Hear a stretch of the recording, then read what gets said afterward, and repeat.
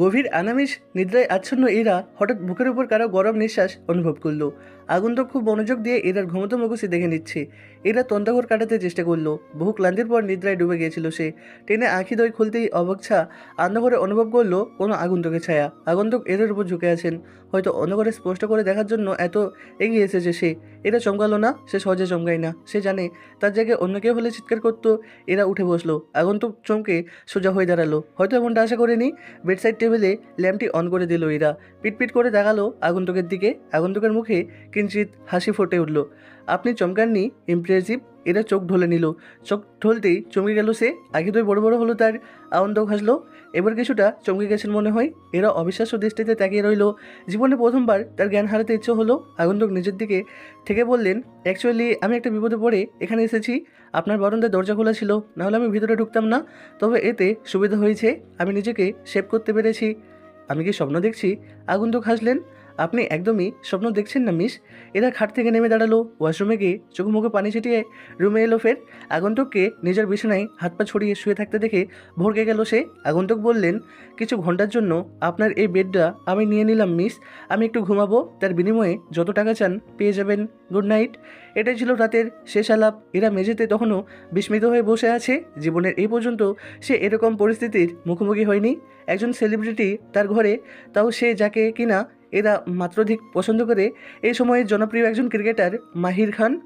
বাড়িতে গেলে যাকে নিয়ে বাবা মেয়ে তর্ক বিতর্ক করে, টিভিতে খেলা দেখার ফাঁকে যাকে নিয়ে গসিপ চলে দীর্ঘক্ষণ, এরা বুঝতে পারছে না সে কী করবে। ক্রিকেটার মাহির খান কি এমন বিপদে পড়লেন যার জন্য এরা তাকে ঘরের বারান্দায় দিয়ে প্রবেশ করতে হলো? এরা একজন নার্স, সাধ্য নার্সিং পাস করেছে সে। এই ছোট্ট ফ্ল্যাটে সে একা থাকে চাকরি সূত্রে। তার পরিবার থেকেন ময়ময় সিংহে। এরার ভাবনার মধ্যে মাহির কুকুরে বলল। শব্দে চমকে তাকালো এরা। মাহির কুকুরে গিয়ে বলল, ঘরে ফার্স্ট এইড বক্স আছে। এরা তৎক্ষণাৎ বের করে দিল। মায়ের হাতে ছুরির আঘাত এতক্ষণ চোখে না বললো, এখন পরে সেই আর সে নিজ হাতে ড্রেসিং করিয়ে দিতে লাগলো। কীভাবে আঘাত লেগেছে সেটা জিজ্ঞাসা করতে গিয়ে করলো না। এত বড় একজন ক্রিকেটারের সাথে কথা বলো তো দূর, সামনে যে দাঁড়িয়ে আছে তাতে অস্বস্তি হচ্ছে ইরার। মাহির নিজ থেকে বলল, ওই ওদের থেকে বাঁচতে গিয়ে হাতে লেগে গেছে আর কি।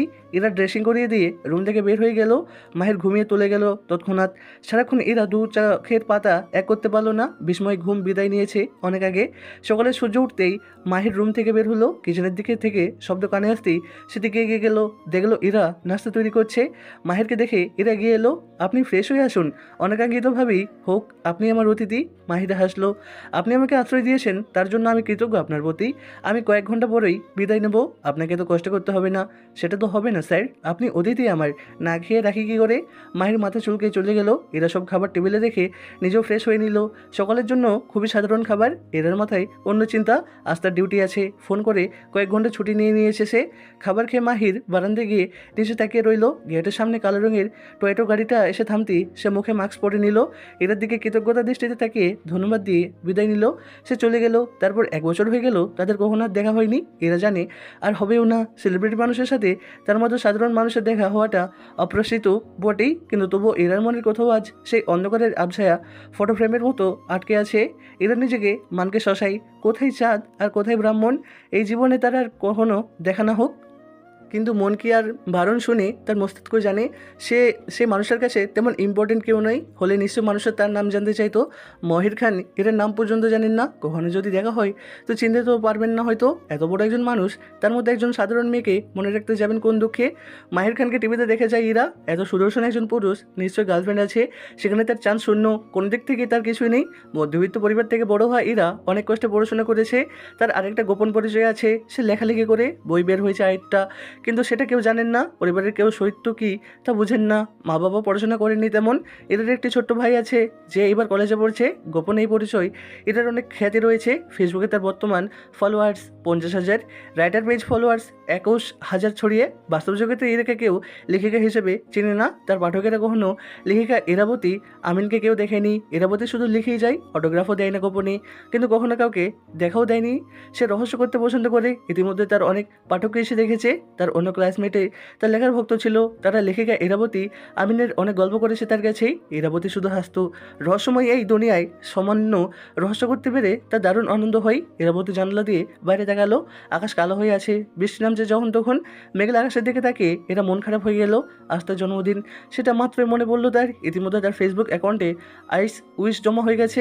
ইরাবতী ডাটা অফ করে রাখলো, অঙ্গে জড়িয়ে নিল তার রিঙের একটি শাড়ি, মুঠোফোন চেপে পছন্দের একটি গান ছেড়ে দিল। বিভিন্ন আকাশ থেকে টপটপ করে বারান্দায় বৃষ্টির ফোঁটাটা পড়তে শুরু করেছে তখন। ইরাবতী বারান্দায় চলে গেল, দুহাত দুদিকে মেলে দিয়ে আকাশের দিকে মুখ করে গুনগুন করলো বিমন দে, এ মন কেমনের জন্মদিন, চুপ করে থাকা কঠিন, তোমার কাছে খরস্রোতাও গতিহীন। নতুন সকালগুলা কপাল ছুলো, দূরে গেলেও এটাই সত্যি, তুমি আমারই, শুধু আমারই।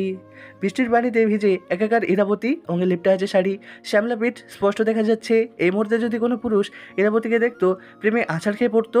গানের পর গান পাল্টে গেল। ইরাবতী গুনগুন করলো, এই মেঘলা দিনে একলা ঘরে থাকে না তো মন, কাছে যাব কবে পাবো ওগো তোমার নিমন্ত্রণ। মেঘবালিকার নিমন্ত্রণ কি তবে পৌঁছে যাবে অস্ট্রেলিয়ার অবস্থান ক্রিকেটার মাহির খানের কাছে? ব্যাট দিয়ে ছক্কা মারতে মারতে কি তার একবারও ইরাবতীর কথা মনে পড়েনি, অনুভব হয়নি? কেউ তাকে অদূর বাংলাদেশ হতে মন কেমনের বৃষ্টির দিনে প্রেমের নিমন্ত্রণ জানাচ্ছে? ব্যাট নিয়ে মাঠে নামতে নামতে মোহরের শরীর বাতাস লাগলো, বুক ধক করে উঠল। অস্ট্রেলিয়ার আকাশে মেঘ জমে যাচ্ছে ধীরে ধীরে। হ্যালো বন্ধুরা, প্রিয় ক্রিকেটার সাহেব গল্পের 1 নম্বর পার্ট নিয়ে চলে আসলাম। গল্পটি আপনাদের কাছে কেমন হয়েছে অবশ্যই কমেন্ট করে জানাবেন। গল্পটি ভালো লাগলে অবশ্যই চ্যানেলটি সাবস্ক্রাইব করে দিবেন। ধন্যবাদ।